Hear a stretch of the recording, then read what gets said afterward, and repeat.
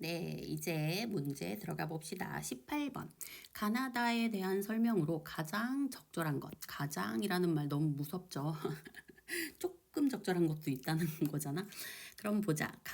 다와 달리 나는 자연물을 활용하여 여기서의 자연물 사과 그리고 사과와 연관된 것들 뭐 아까 뭐 햇빛이나 바람이나 뭐 이런 거겠죠? 활용하여 특정 계절의 분위기를 뭐 그러면 사과 하나만으로도 느낌은 오네요. 그죠? 가을의 분위기를 자아내고 있다. 근데 가와 다에서는 계절과 상관된 얘기는 없었죠. 그러면 1번이 적절하네요. 그죠? 1번으로 갑시다. 2번 가나와 달리 다는 대화의 형식을 활용하여 대화의 형식 나가 혼자서 몰래 엿보고 있는데 인물과 다구나 다는 미안 대화의 형식을 활용하여 인물 간의 친밀감 그리고 이거는 좀 아닌 것 같다. 친밀감이라고 얘기하는 거는 대화의 형식 그리고 또 가와 나에서는 아예 대화의 형식이 없었던가? 그것도 그렇지. 가도 약간은이 아니라 대화의 형식 뭐 이런 느낌이 있죠. 그쵸? 그래서 2번은 답으로 보기가 애매하네요. 그리고 3. 가는 음성 상징어를 나와 다는 현재형 진수를 활용하여 생동감을 부여하고 있다. 음성 상징어는 나에서 나오지 않았었나? 그지? 한번 볼까요? 가를 보면 그치. 그치. 대굴대굴이 나에 있네. 그러니까 여기서부터 벌써 맞지 않다. 가는 의문형 어미를 나와 다는 감탄형 어미를 감탄형 어미 다에선 되게 많이 지금 오호라 나왔었는데 여기서 감탄형 어미가 어미 감탄형 어미 이거는 좀 아니다. 그치? 그래서 활용하여 논하겠는가 이런 식은 있겠다. 그치? 그런데 지금 나에서는 그런 느낌은 없었어요. 그쵸? 그리고 또 활용해서 예찬적 태도라는 것은 다 맞지 않을 것 같은데. 그치? 그러니까 얘도 답이 될 수 없고. 가나다는 모두 원근을 나타내. 멀고 가까운 거 그런 게 어디 있었어. 그지? 나타낸 이그저 지식 없었죠. 거기에다가 대상에 대한 경외심, 경외는요 두려워한다는 거예요. 두려워하는 그런 내용 우리 없었죠. 답은 1번. 19번 A와 B를 이해한 내용으로 적절하지 않은 것. A는 뭐였어요? 나시에서 그녀의 웃음이었고요. B는 오랜 세월 저절로 뭐 그쪽이죠. 다 나의 시네요. 그랬을 때 적절하지 않은 걸 찾으라고 하네. A에서 웃음과 발걸음, B에서 웃음과 걸음은 문장 성분의 의도적 배치를 통해 뭐 도치나 이런 게 나왔었죠. 주목의 대상으로 제시된다. 웃음과 발걸음, 웃음과 걸음 맞지? 그치? 그리고 A에서 웃음과 발걸음의 주체는 그녀죠.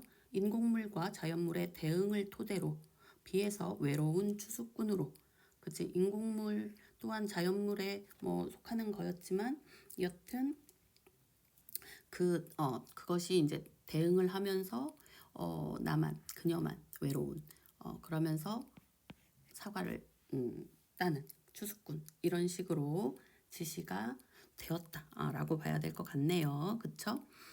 그리고 A에서 웃음에 대응되는 사과가 지닌 하늘과 물과 바람의 생명력은 B에서 오랜 세월을 거쳐야 무르익을 수 있는 것으로 부연된다. 이게 되게 맞는 말 같지만 여기에 이게 지금 오랜 세월을 거쳐야만 이거는 꼭 필수죠. 그래야만 이게 조건이 되는 거야. 그치? 무르익을 수 있다 했는데 그렇게 거쳐서 이게 이제 터져 나왔다 이런 식이었지 꼭 그래야만이라고 하는 표현은 어디에도 없어요. 그죠? 그렇기 때문에 얘는 지금 적절하지 않다. 그치? 그래서 항상 요즘 문제는요. 앞부분은 맞고 뒷부분에 단어 하나 혹은 구절 하나가 틀려서 답이 되는 경우가 많죠. 그래서 끝까지 읽으셔야 합니다. 얘도 그렇죠. 그리고 4번 A의 발걸음에서 햇빛 향기로 이어지는 연쇄. 아까 연쇄법 많이 보였죠? 비에서의 걸음이 걷지 않아도 저절로 나아가는. 그치, 그치. 그렇게 아까 그 연들이 앞에서 얘기한 게 뒤에서 또 다른 식으로 표현되는 것들이 막 보였었죠. 이게 지금 그 얘기하는 거죠. 그리고 A의 스스로 넘치고 무거워져서 떨어지는 웃음은 B에서 저절로 이거 맞지 맞지 서로 대응되는 거 맞죠? 제가 아까 대응시켜 드렸죠? 외로운 추수꾼이 스스로 충만한 존재임을 드러낸다. 오케이. 그래서 답은 3번이다. 20번 가볼게요. 기억과 니은에 대한 이해로 기억은 가글에서 내 다 가보면 이 부분이고 다는 아니 다랜다. 니은은 다에서 꿈에서 파초 입으로 거기죠. 그러면서 현실에서 사슴을 찾는 그 부분. 그러면 기억은 뭐였었어? 내가 다 가본다면 그녀가 더 이상 있을 곳이 없을까봐 뭐 이런 거였잖아요. 그죠? 내 다 가보면 당신 계실 곳이 남지 않을 것이기에. 그러니까 내가 지금 진짜 거기에 있는지 없는지를 지금 확인하지 않겠어. 뭔가 기대를 갖고 좀 뒤로 밀어놓겠어. 뭐 이런 거잖아요. 그쵸? 그 내용 찾으시면 되고요. 니은은 뭐였어요? 꿈인지 현실인지 그 구분도 못하는 뭐 이러한 태도. 너 그거 진짜 이거였잖아.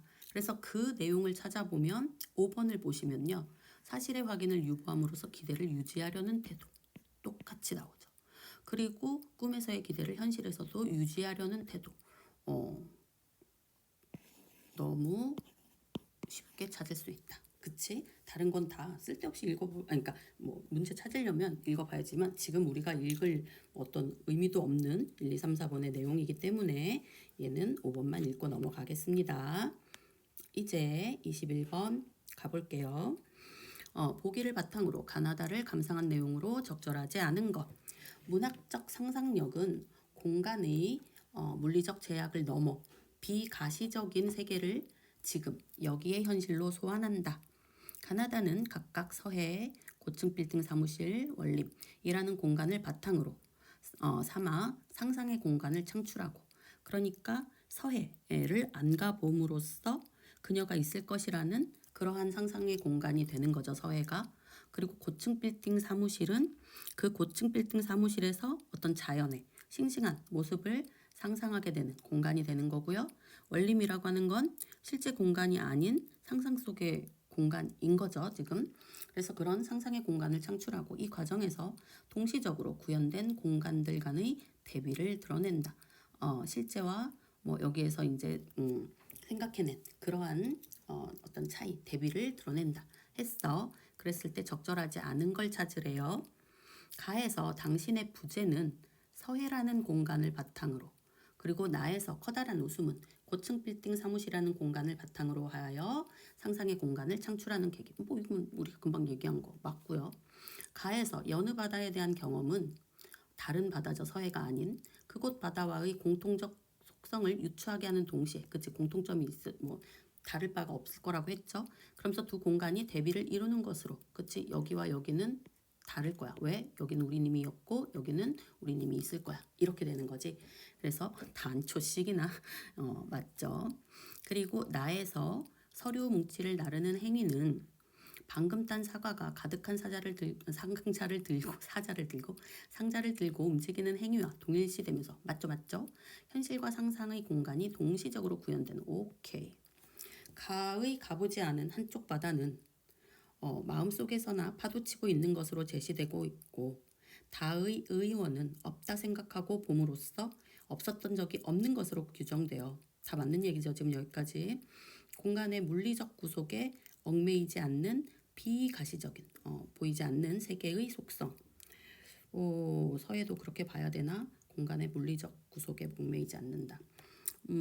일단 이 말이 서해에도 속하나 조금 애매하긴 한데 일단 이렇게 나보고 5번 가봅시다. 나의 안 보는 척 보았네 라는 진술과 다의 종이 위에 펼쳐놓은 말에 대한 언급은 비가시적인 세계 안 보는 척 보았네 그리고 종이 위에 펼쳐놓은 말 비가시적인 세계 여기서부터 벌써 안 보는 척 보고 있는데 뭘 비가시적이요.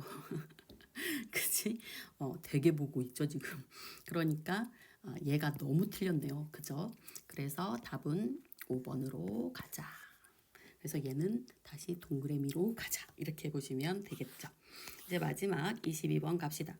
다의 인물에 대한 이해로 적절하지 않은 것. 다의 인물, 나는 원림을 경영하는 일과 북끝에서 완성하는 일을 대비시켜서 이건 실질적인 거고 이거는 내 상상 속인 거고 뭐 이런 거지. 실제 원림을 가꾸는 것보다 근로 원림을 표현하고 즐기는 것이 더 낫다. 오케이. 힐라나는 이는 이름과 실질의 관계를 언급하며 원림을 실제로 소유하지 않으면서도 소유한 것처럼 여기는 글쓴이의 태도에 오케이 비난하고 있었죠.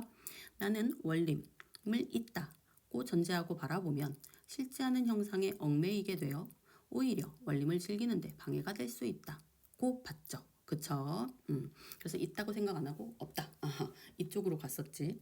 나는 중장통과 유린의 사례를 들어 여기까지 맞고 글이나 그림이 실제로 존재하는 원림을 대신하는 구실을 하여 진정으로 즐거움을 누릴 수 있다고 보았다.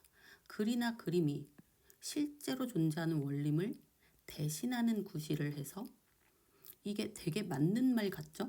그런데 곰곰이 생각해 보면 이 글이나 그림도 원래 내 마음에 진짜 내가 추구하는 이런 것들을 그 자체로 사실 즐겨야 되는데 그게 안 되니까 원림을 만드는 거였잖아요. 그쵸?